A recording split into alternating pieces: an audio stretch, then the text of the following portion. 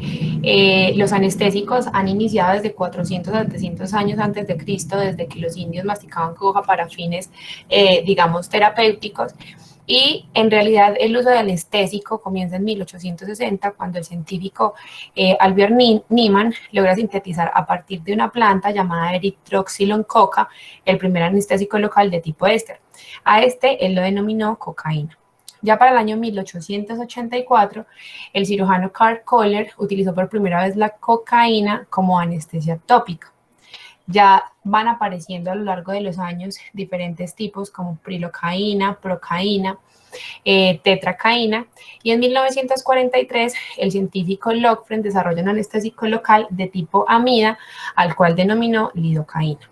Ya a nivel de mercadeo se introduce la misma en 1948 y de ahí en adelante, a partir de esta, pues salen diferentes como la bupivacaína, etidocaína y ropivacaína. ¿Qué es un anestésico local? Son sustancias utilizadas para bloquear transmisiones de impulsos en todas las fibras nerviosas. Lo que hacen es que reducen o eliminan una sensación dolorosa o un estímulo doloroso. Tienen variedad de aplicaciones tanto locales como regionales y sirven tanto para dolores agudos como crónicos.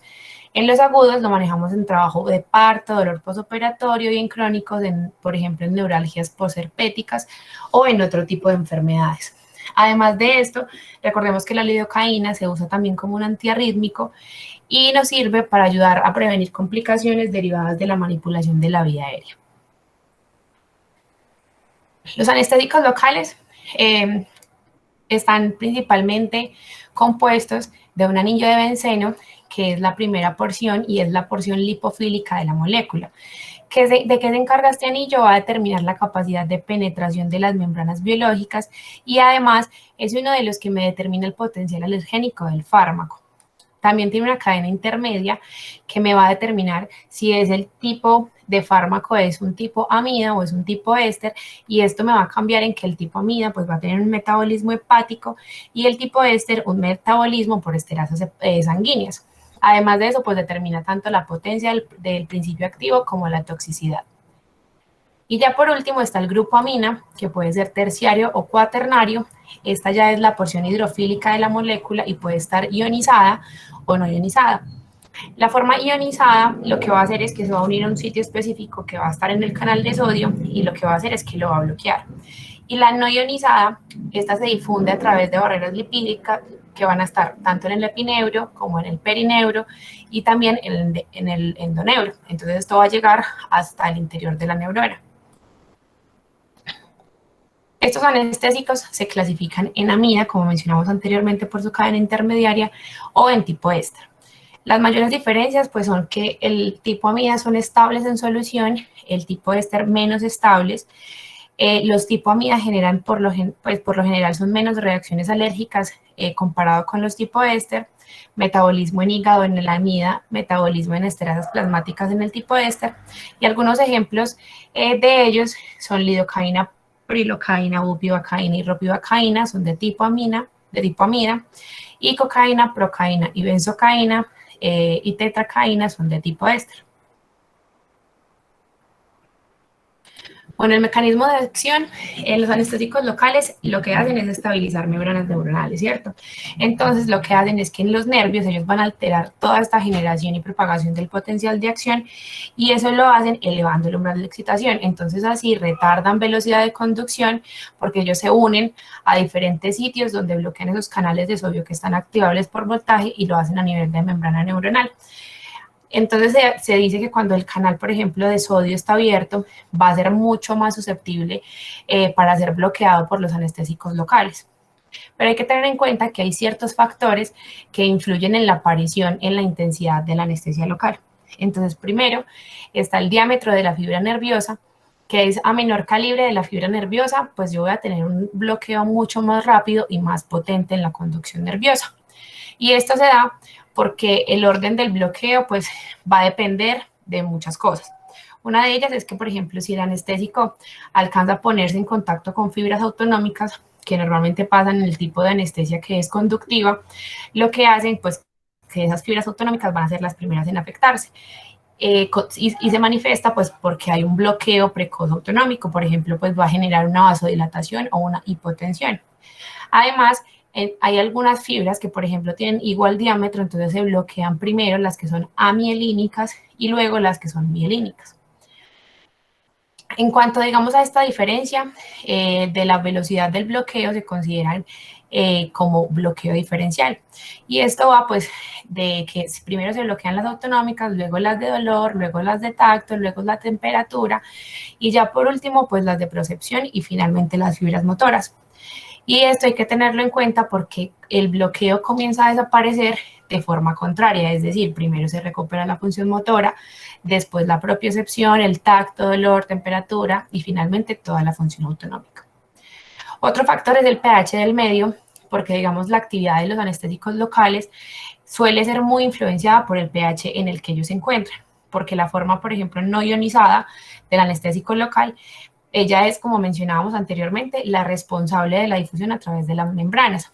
Entonces, el inicio de acción va a estar relacionado directamente con esa cantidad de fármaco que esté en esa forma no ionizada. Entonces, a un pH ácido, la forma ionizada del anestésico local va a aumentar y esto va a hacer que disminuya la capacidad de difundir hacia los diferentes sitios de acción. Entonces, por eso se dice que cuando yo tengo un paciente y tengo que anestesiarlo y el sitio está pues inflamado, se reduce la eficacia de estos agentes por todo pues esto que les acabo de mencionar. Mientras que en el caso de la alcalinización del medicamento, lo que hace es que aumenta la penetrabilidad del anestésico y acorta el tiempo de instalación del bloqueo. Ya la vascularización de la zona, esto es directamente proporcional, entonces, indirectamente proporcional, y es a mayor vascularización, menor duración del efecto anestésico. La duración del efecto también va a ser directamente proporcional con el tiempo que permanezca el contacto del anestésico con la fibra nerviosa. Entonces, todo factor que a mí me genere una disminución de la velocidad de absorción del anestésico desde el sitio de aplicación hacia el torrente sanguíneo, no solamente me va a disminuir los riesgos adversos, sino que también me va a aumentar la duración de la anestesia. Entonces, por eso en algunas prácticas se recomienda la adición de adrenalina o de algún vasoconstrictor a esa solución anestésica porque pues genera doble beneficio. El primero pues es que voy a generar una vasoconstricción local, entonces voy a disminuir la absorción del anestésico, pero a su vez pues voy a mejorar la calidad del campo operatorio al disminuir pues el sangrado en el que estoy. Y ya hay que tener en cuenta que hay otras propiedades del fármaco, como son la solubilidad en los líquidos biológicos, la capacidad de penetración en el nervio periférico y su vasoactividad. La liposolubilidad del anestésico, por ejemplo, lo que nos va a hacer es que esto va a determinar la capacidad para difundirse a través de las membranas y así poder llegar al receptor, de modo que a mayor liposolubilidad va a haber mayor potencia anestésica. Entonces, un ejemplo de esto es, por ejemplo, con la bupivacaína, que es al 0.5%. Este va a lograr como el mismo bloqueo neural que si yo voy a poner prilocaína al 4%. Bueno, a nivel de la farmacocinética, iniciando por la absorción, primero pues va a depender principalmente de la dosis que yo estoy poniendo del anestésico y del sitio de inyección. La vía subcutánea es la que presenta menor absorción. Además, también depende de las propiedades físico-químicas del principio activo y si yo le voy a poner o no un agente vasoconstrictor. Depende también de la zona en donde se administra el fármaco, entonces se incrementa siguiendo pues ciático, plexo braquial, epidural, paracervical, intracostal, traqueal e intravenoso. Y pues el cuarto es que, como mencionábamos, los vasoconstrictores incrementan la duración de la acción del fármaco porque disminuye la absorción de este. Bueno, ya en la distribución, la captación pulmonar reduce la cantidad del fármaco que llega a la circulación sistémica cuando ocurre una inyección intravenosa pues accidental, que esto es una de las causas, por no decir la principal causa de las reacciones adversas de los anestésicos locales. Se distribuyen principalmente en órganos vascularizados, tales como son cerebro, corazón, riñón, y después pasa a tejidos de baja perfusión, como son tejido adiposo y cartílago. Ellas también se unen a proteínas plasmáticas. Los anestésicos locales, principalmente los tipo amidas, se unen a glicoproteínas ácidas alfa 1. Y otra cosa importante, pues es que la cantidad de la fracción libre, por ejemplo, de la lidocaína, varía, depende del tipo de paciente. Entonces, por eso hay que tener pues en cuenta las dosis mínimas, pues máximas tolerables para no llegar a tener reacciones adversas. Bueno, ya el metabolismo va a estar dictado también por su estructura química y difiere entre las casas si son ésteres o amidas. Entonces, en los tipos éster, principalmente el metabolismo, como dijimos anteriormente, son las esterasas plasmáticas, y el metabolito de estos anestésicos es el ácido paraminobenzoico, que está relacionado principalmente con la aparición pues de diferentes reacciones alérgicas. Mientras que con el tipo amida, el metabolismo es a nivel hepático, y uno de los metabolitos del tipo amida es el MECX, que es el monoetilglicilnexilidea, que es el responsable de causar diferentes grados de toxicidad, pero estos son más a nivel del sistema nervioso. Y hay que tener en cuenta que hay ciertos fármacos que pueden tanto aumentar o disminuir el metabolismo.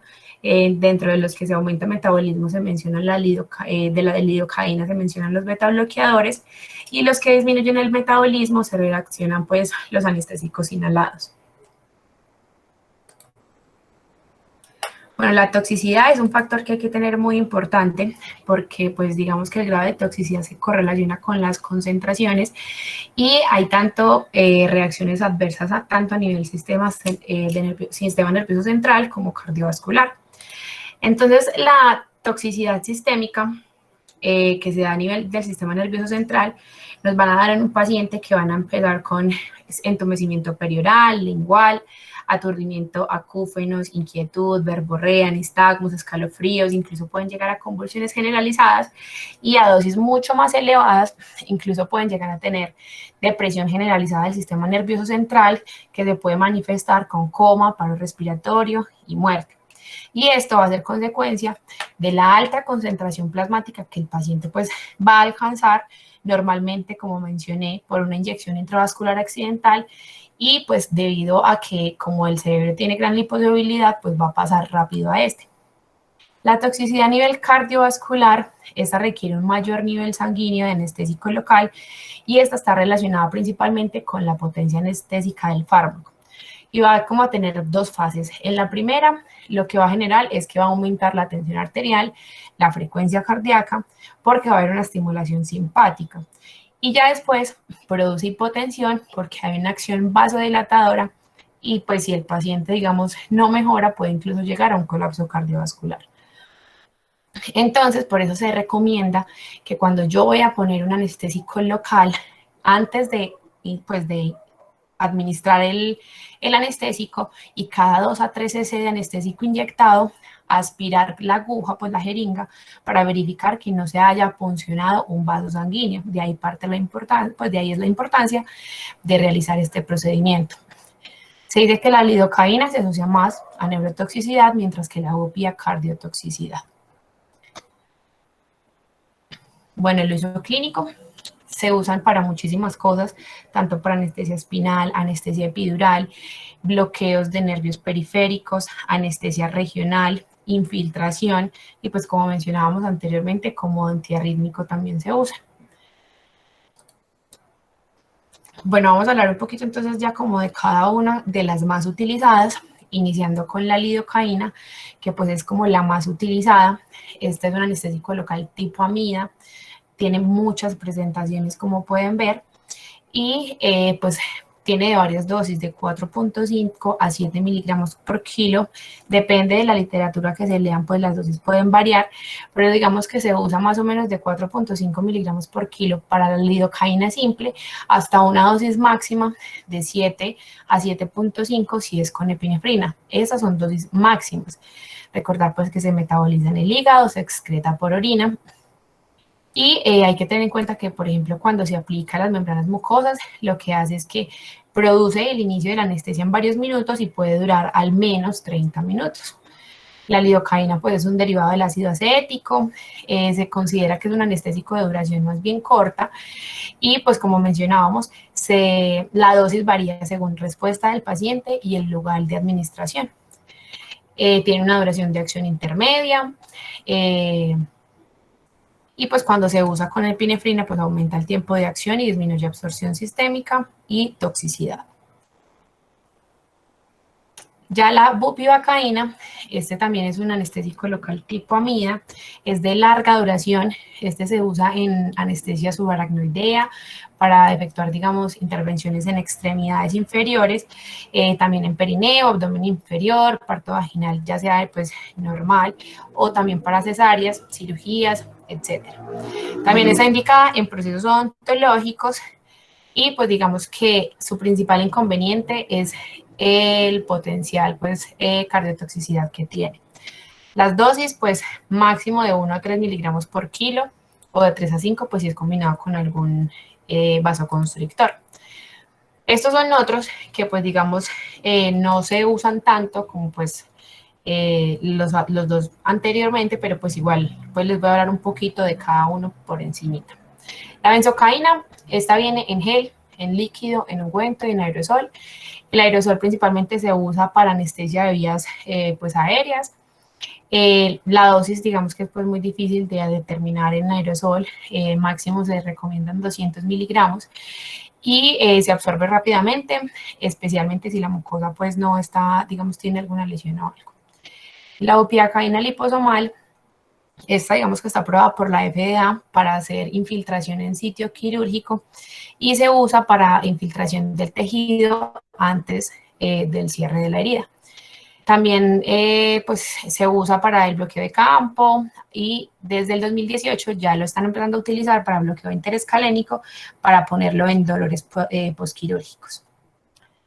Y bueno, la prilocaína y la mepivacaína pues también son anestésicos que se usan, pero pues no tanto pues como en nuestro medio. Y ya por último, pero pues no menos importantes, está el intralipid, que es una emulsión de lípidos al 20%. Y este es muy importante porque con esto se intenta contrarrestar, pues digamos, todos estos efectos adversos que generan los anestésicos locales. Lo que hace es que intenta fijar el principio activo, entonces permite eliminarlo más rápido y digamos que ha demostrado tener una pues, utilidad en toda la intoxicación. Se administra una dosis de 1.5 mililitros por kilo y si se necesita, pues se continúa con la infusión. Se administra más o menos a una velocidad de 0.25 mililitros por kilo minuto y pues se va evaluando el paciente. Como es una emulsión de lípidos, esto contiene aceite de soya purificado, pues se dice que está contraindicado en pacientes con falla hepática o con dislipidemia.